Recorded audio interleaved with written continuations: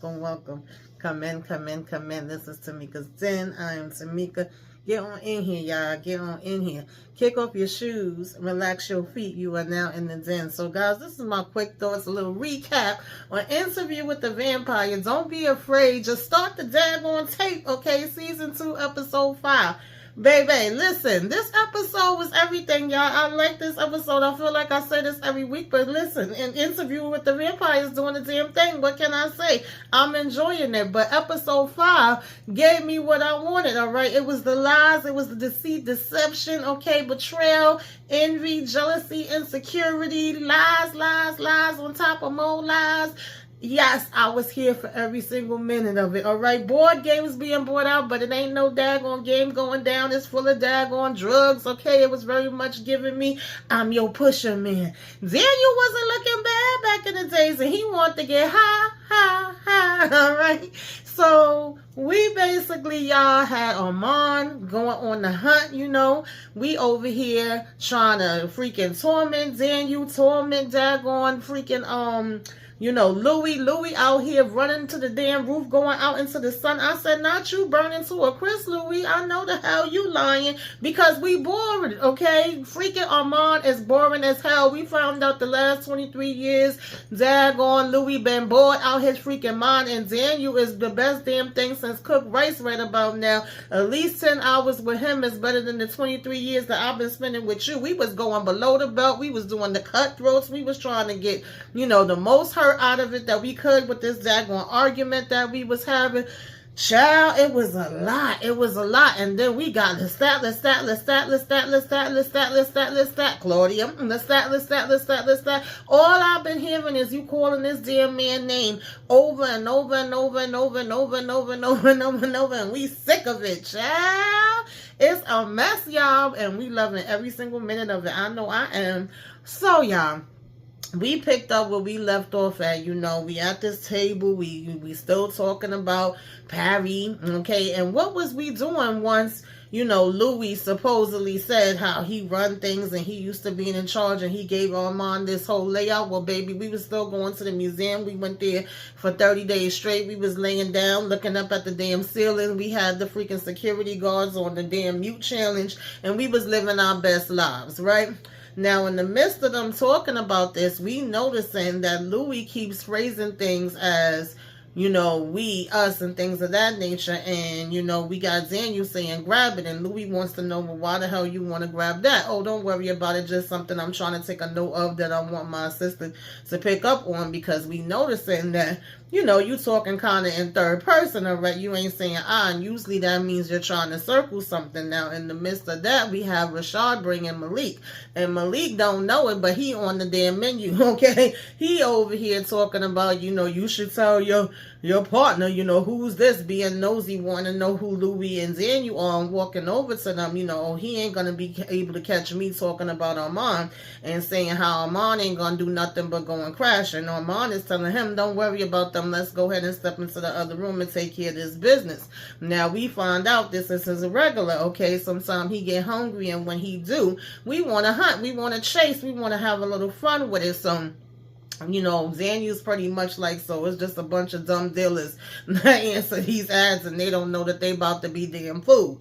Now, Daniel gets down to the real nitty gritty, the question that I want to know, you want to know, we all want to damn know.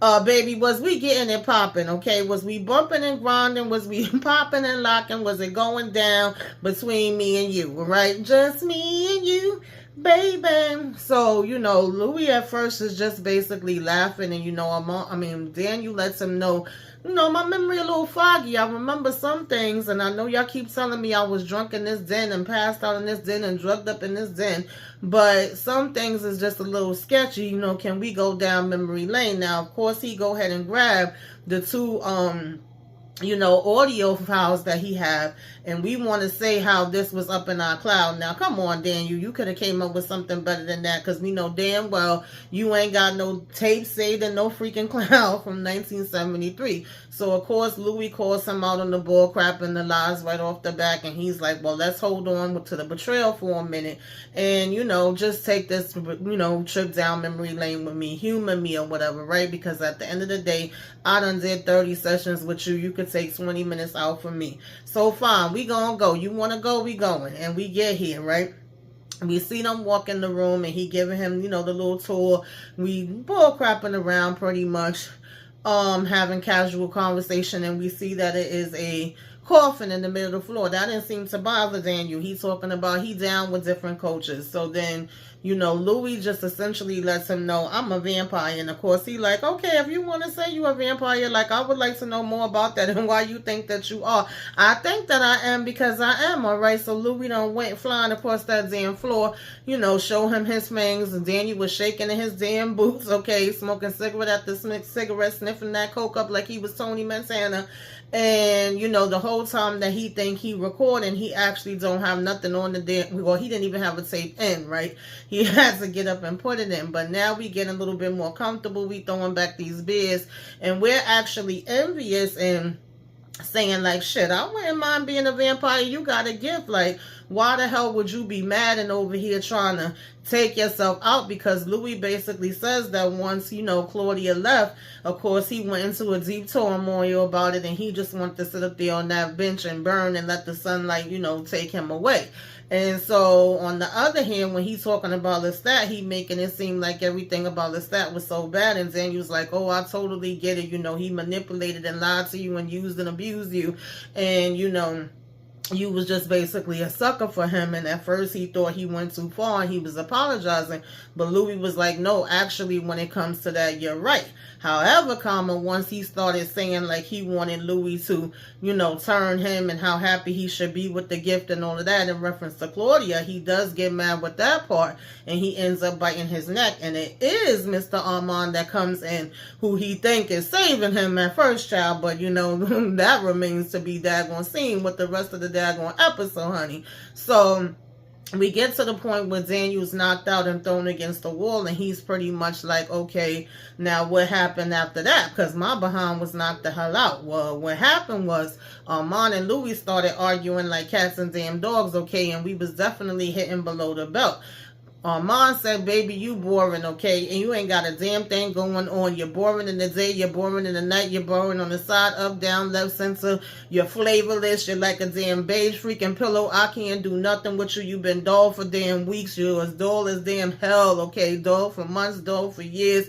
And yes, I have had the best time of my life in these 10 damn freaking hours with Daniel over there than I have had with you.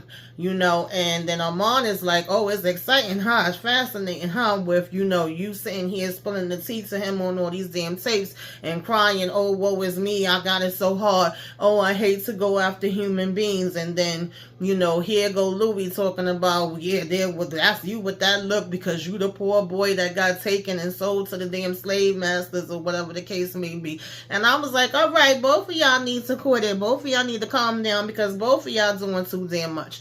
And then, of course, we bring up Claudia and it's like, oh, you loved her, but she didn't love you. And then Louis seems to get some memories of Paris or whatever. And then, that seems to trigger him. And he goes running out the door. So him and Daniel are trying to figure out at this point, like, where were you running out the door to? He's like, we hear one door close and then we hear another door close. And, the other door is metal, and obviously Armon went after you. And Louis keeps saying, I don't know, I can't remember. But then finally we realized, I went upstairs to the damn roof and I was frying, okay? That shit hurt like hell. And so Armon had literally grabbed him back in, brought him in, had him on the bed.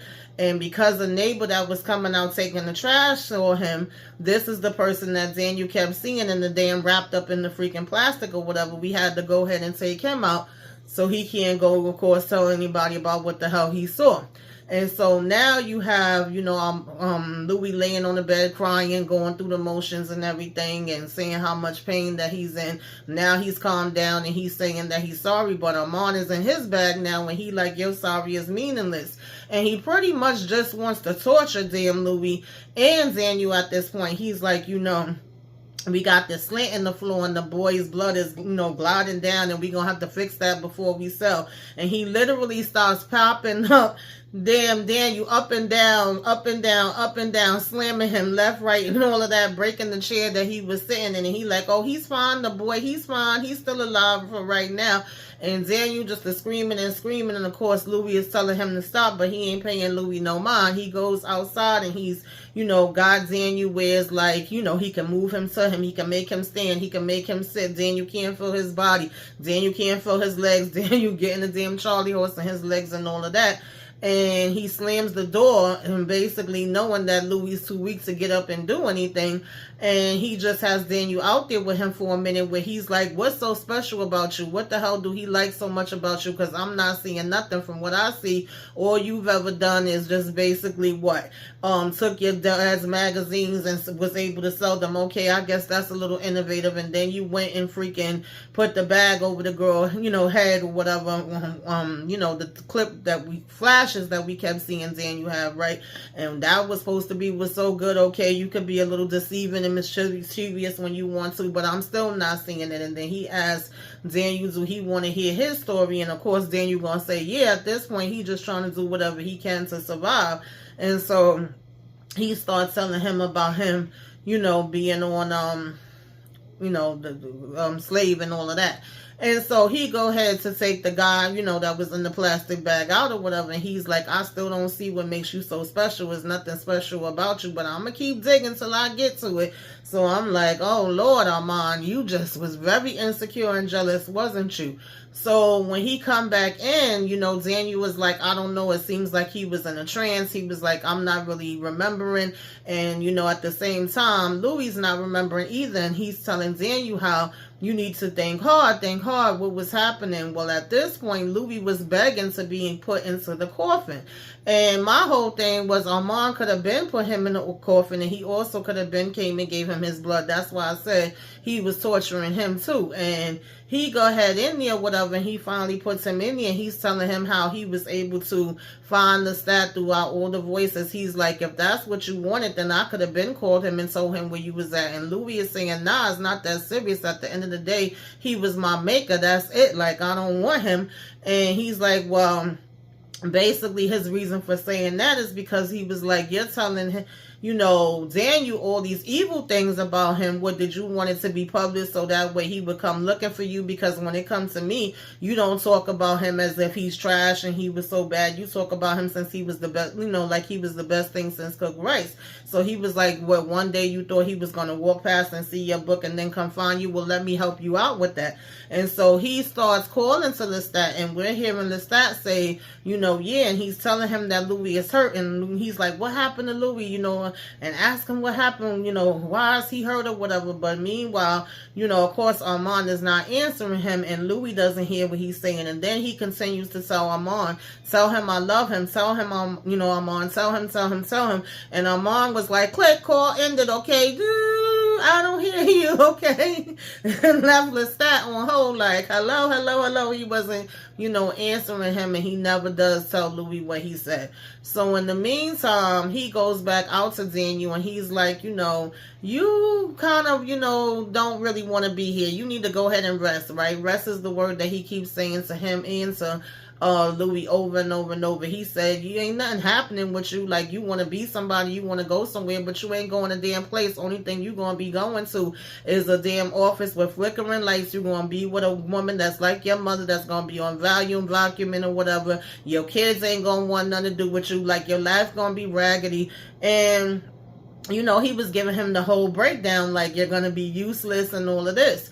And so after a certain amount of time, Daniel just kind of falls on him, and he's like, rest. And, he starts to drain Daniel's blood, and Louis comes out and stop him, and it's like, are you asking me? And Louis said, no, I'm not. He says, well, I think I deserve this after everything that I've been through. And Louis like, yeah, you probably do, but at the end of the day, do it for us, do it for me, and then, pretty much Daniel gets up, and Louis is calling after him. This is in present time after they come to this realization, and he got his sand and his feet in the sand or whatever.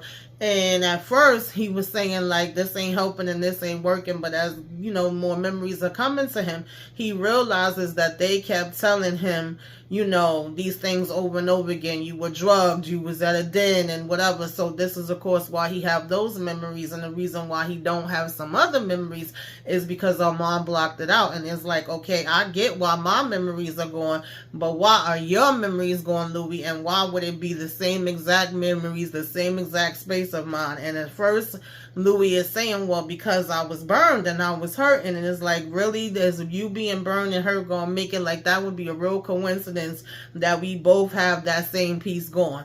And so at first we wasn't hearing what Louis said to him. And that's when Daniel, jumped up and ran to go get the book that he wrote or whatever. And, Louis didn't really know where he was going. He was calling after him. And when he comes back in the room, he's like page 484. And he began to start, reading it to Louis. And Louis is just looking all confused and disoriented or whatever. And he begins to say like,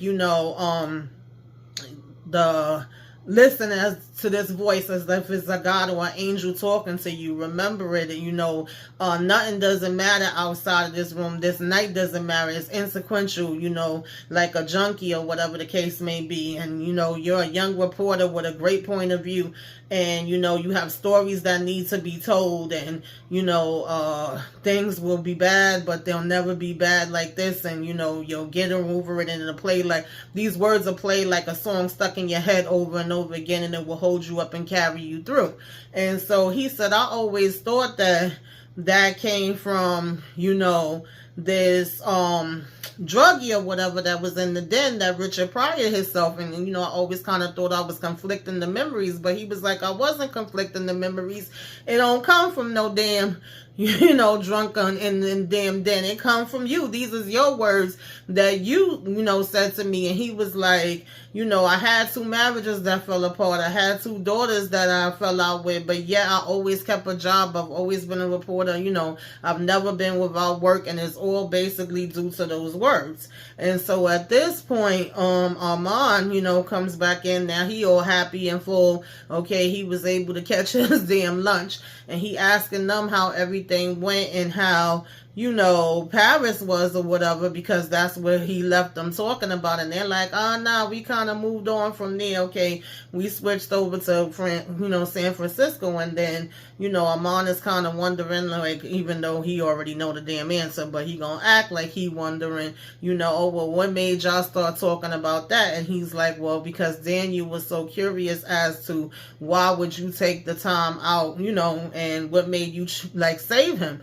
And he says, oh, because I do the things that you don't do and can't do, right? Which is basically what Louis has said in the beginning. And then we all just looking at each other like, I know what you know, that we know, that you know, that we know, because the cat is out of the bag now, Armon. Not only did you fix it where Daniel wasn't going to have no memory of this, but you fixed it where Armon wasn't either. So, child, this a mess, honey. It's a mess. I want to know what the heck, where do we go from here, okay? Do you know where you're going to? Do you like the things that life is showing you? And I also want to know what it went down when we had this fire. I want to know, what's going to happen. Well, I know what's going to happen to Claudia. I guess the question is, when it's going to happen to her? But yeah, y'all, this episode was good. I liked it.